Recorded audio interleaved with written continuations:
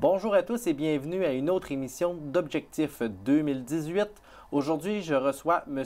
Guy Roy, maire de la municipalité de Sacré-Cœur de Jésus.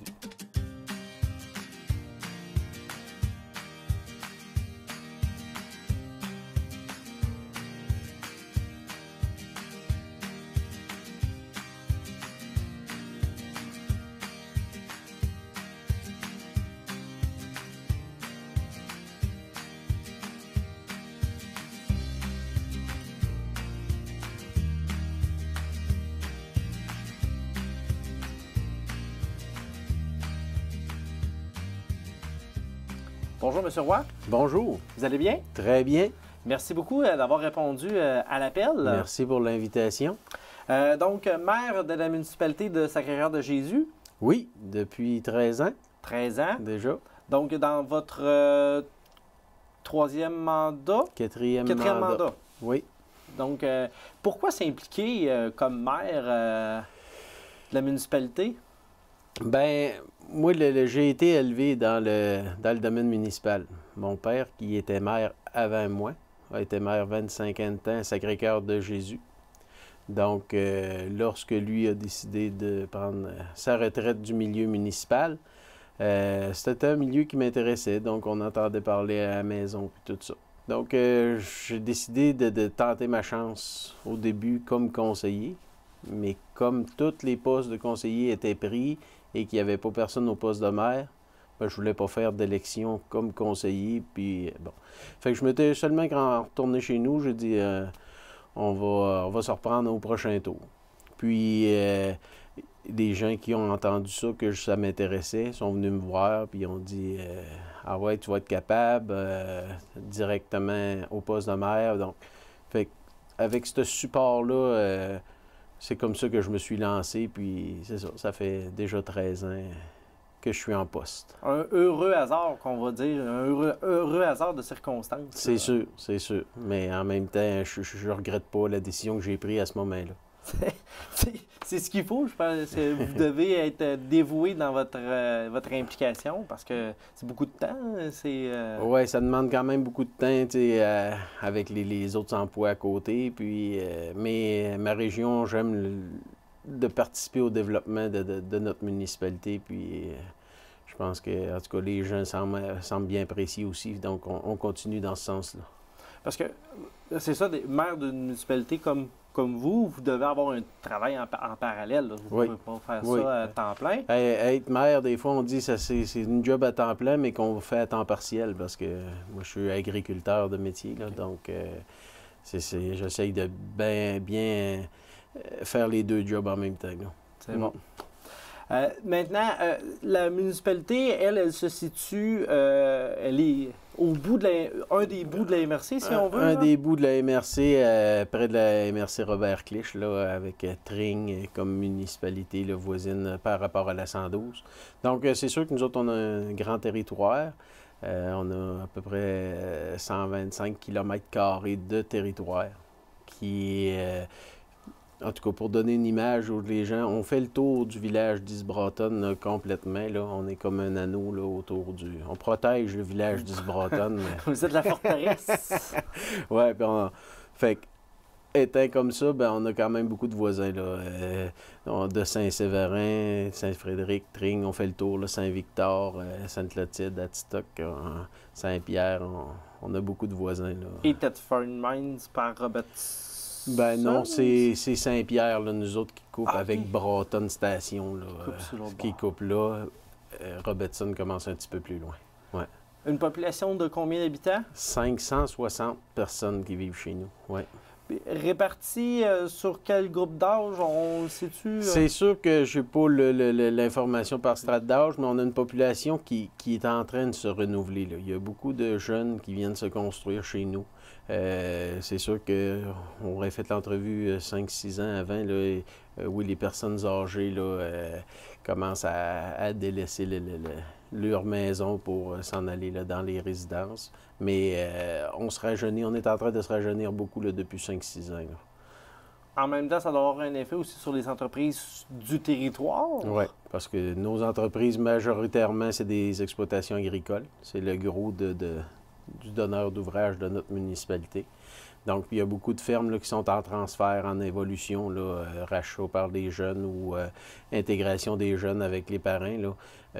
On a beaucoup d'entreprises qui se renouvellent, donc ça assure une pérennité dans le temps là, pour les entreprises agricoles. Puis on est bien fiers dans un domaine où, année après année, il y en a de moins en moins. Donc, on continue dans ce sens-là. De pouvoir garder cet effort économique-là directement dans votre municipalité, c'est très intéressant. Que ça a, des gens qui demeurent pour exploiter une terre est beaucoup plus intéressant que des terres qui se vendent à d'autres, puis qu'il n'y a pas de gens qui résident là.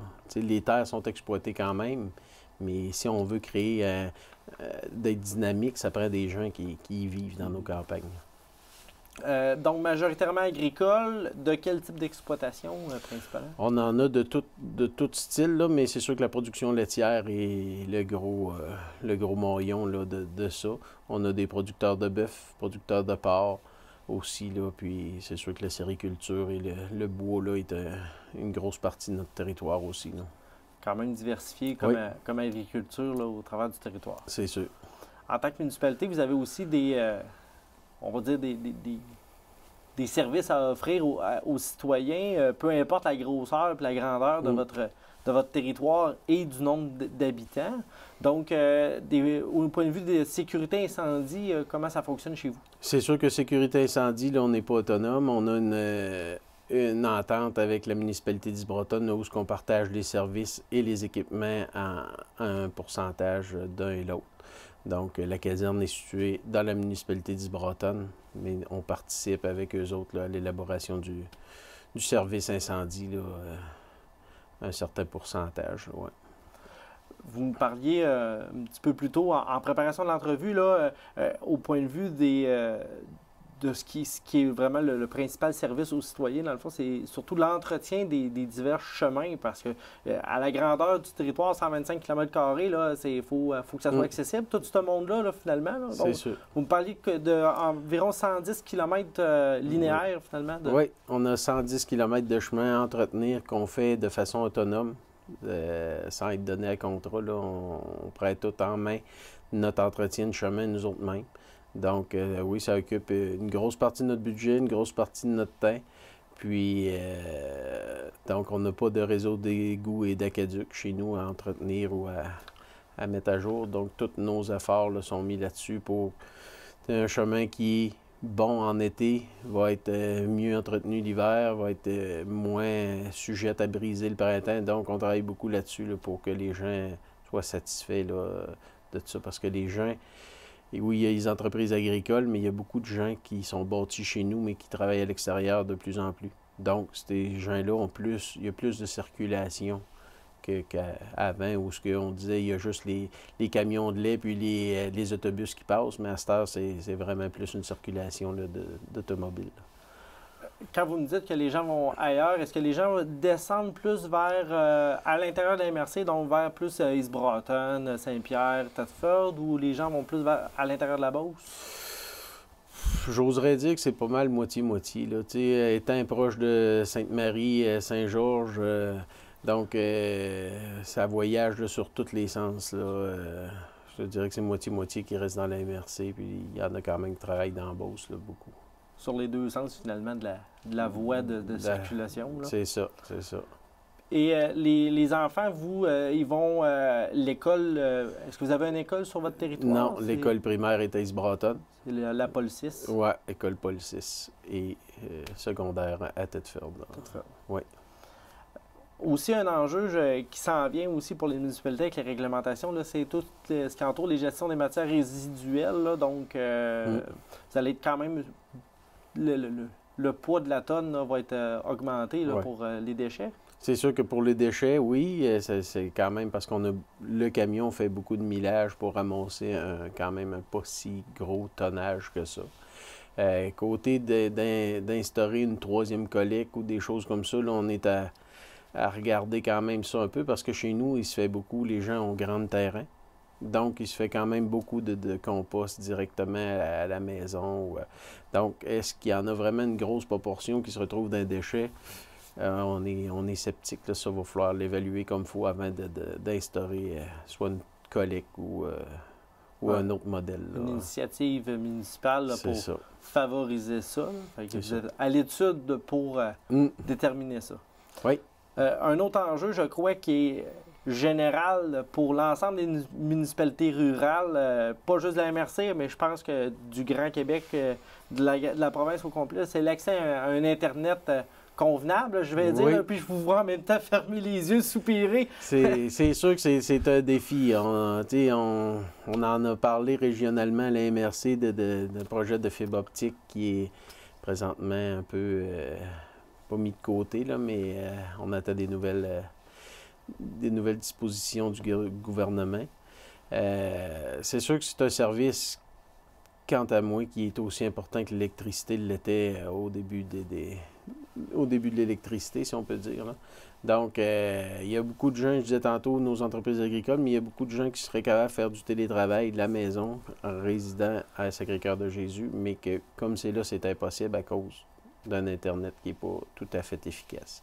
On en a de la distribution, le fait par des tours, là, avec système par micro-ondes, là, mais c'est pas la fibre optique, c'est sûr. Là. Puis ça dessert pour 100% du territoire. Là. Donc, on espère que cette fois-ci sera la bonne avec les nouvelles mesures gouvernementales. C'est ce que M. Legault a promis en campagne électorale, donc on va espérer que ça va venir.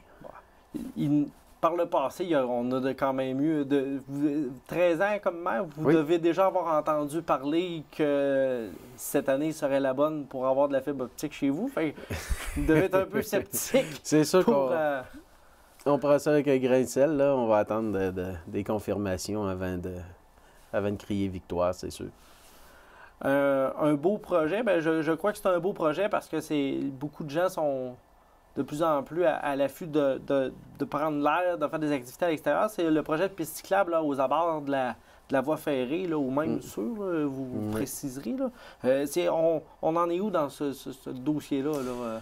Ce dossier-là, c'est un beau projet. C'est sûr que c'est un dossier que je dirais qui est en attente, un petit peu à cause du réaménagement de la voie ferrée qui redeviendrait une voie pour la circulation ferroviaire pour les trains.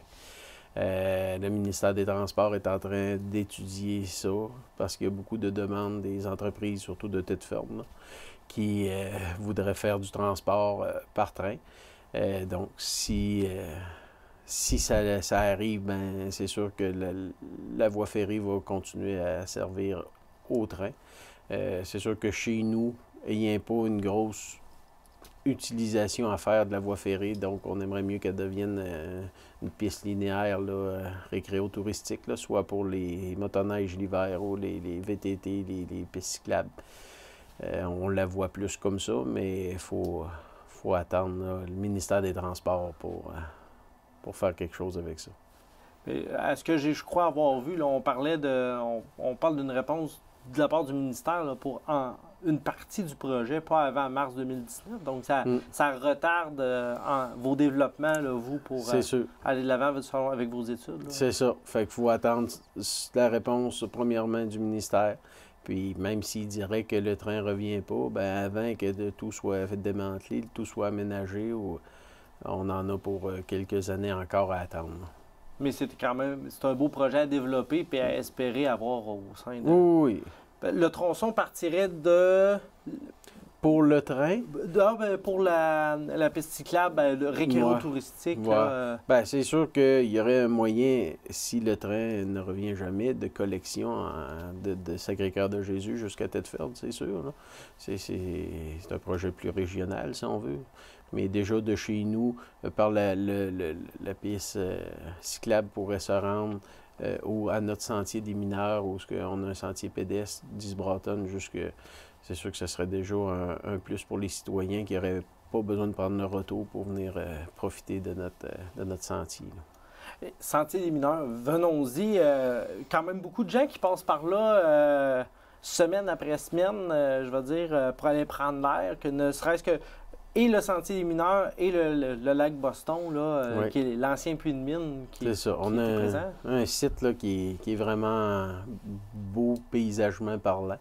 C'est sûr que pour les gens qui aiment la pêche, le site du lac Boston qui est ensemencé à chaque semaine durant la saison de pêche l'été, c'est parfait, c'est calme, c'est reposant, c'est ressourçant.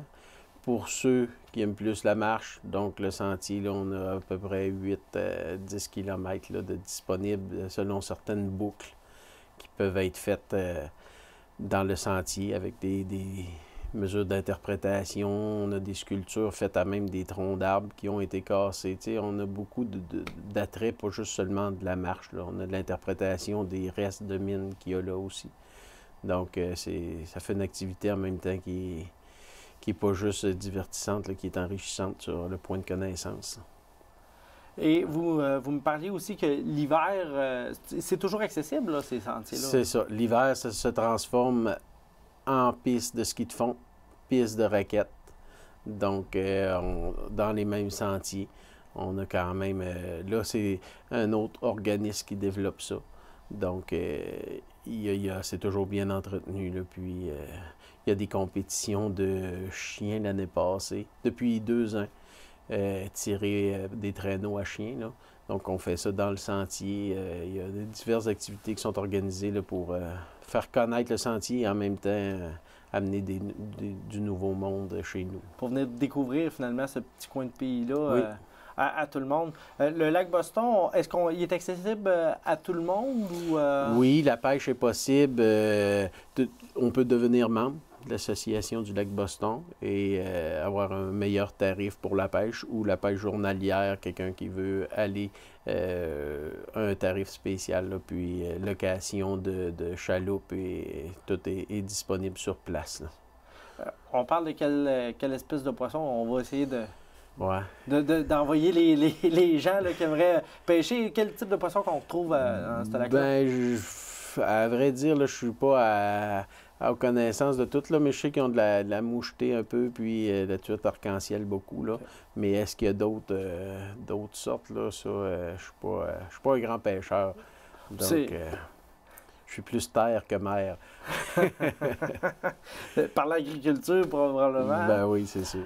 En même temps, vous avez un enjeu, là, je change un petit peu de sujet dans le sens où vous avez un apport d'argent qui s'en vient avec un des parcs éoliens que vous avez participé. Oui. Donc, vous allez avoir une réflexion à savoir quoi faire avec les redevances. Là. Oui. C'est sûr que quoi faire, on sait jamais dur, mais on a une partie de ces montants-là qui sont pour des projets communautaires. Donc, ces projets-là, on veut un petit peu prendre le pouls des gens. Qu'est-ce qu'ils voudraient qu'on développe là, pour améliorer la qualité de vie, pour améliorer notre municipalité. Donc, ça, là, c'est sûr qu'il va y avoir, les gens vont être consultés là, pour savoir là, quel alignement qu'on prend avec ces montants-là. Là, c'est pour l'acceptation du projet en région, un montant qui est donné pour des projets communautaires, ouais. Bon, on parle de quel parc éolien? C'est le parc éolien du Mont-Sainte-Marguerite, qui est partagé avec Saint-Sylvestre et Saint-Séverin. Un parc éolien, 3 municipalités, 3 MRC différentes. Ça a été tout vraiment difficile là, de réunir ça parce qu'il y a beaucoup de réglementations qui étaient différentes. Beaucoup d'intervenants différents aussi. C'est ça, étant 3 MRC différentes et dans 3 municipalités. Ça a amené beaucoup de logistique, mettons.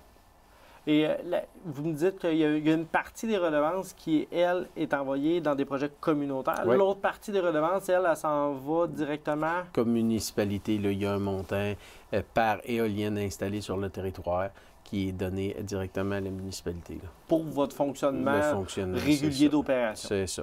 Donc, nous autres, on en a 3 chez nous. C'est quand même sur 47 de tout le parc. C'est pas beaucoup, mais... on est quand même content de cet apport-là de nouvel argent, là, si on veut. Est-ce que vous avez une idée de la grandeur de l'enveloppe que ça peut représenter, là, 3 éoliennes? Oui, c'est à peu près, je dirais, à l'entour de 40 000 là, qui va venir à la municipalité par année là, pour ça. Okay. Ouais. Donc, après ça, ça va être de regarder quelle proportion que vous envoyez pour des projets. Sa proportion-là est déjà déterminée, là, qui est un 20 000 par année, là, pour des projets communautaires. Communautaires. Ouais. Donc, ça devrait être mobilisant, je vais dire, pour l'ensemble de la population. Là. Ils vont être capables de... Ça amène à réfléchir, oui. Ça amène à une belle réflexion. Il nous reste quelques minutes. Là, je vous dirais, qu'est-ce qui ferait que quelqu'un irait s'établir à Sacré-Cœur de Jésus? C'est sûr que nous autres, on a des grands territoires, des places tranquilles. Tu sais, les maisons ne sont pas cordées une sur l'autre. Les terrains sont grands, boisés.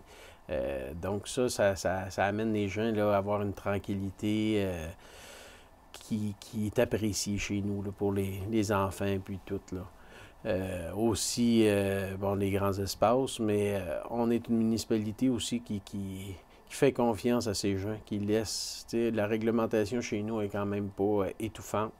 Donc, les gens aussi là, apprécient cette partie-là de venir chez nous. Là. Puis, on a les proximités des services, là, Tête-Ford est pas loin de chez nous. Donc, les gens, comme on dit tantôt, on n'a pas vraiment grosses entreprises qui est manufacturière. Donc, les gens habitent chez nous et travaillent à l'extérieur. Donc, ils sont proches des services en même temps. Je me permets une petite aparté. Les personnes qui restent à Sacré-Cœur-Jésus, on les appelle le gentillet, on appelle ça. Les Sacré-Cœur-Rois et Sacré-Cœur-Roises. Ouais. Parfait. Bien, merci de la précision. On sait, quand les noms des municipalités sont plus longues comme ça, des fois, on se demande un peu... Oui, qu'est-ce que ça mange en hiver? Bien, merci beaucoup, M. Roy, pour cet entretien. C'était ça me fait plaisir. Fort agréable et surtout très informatif là, sur votre municipalité. Merci beaucoup. Merci à vous. Bonne journée. Merci à vous également d'avoir été présent. Au plaisir pour une autre rencontre d'Objectif 2018.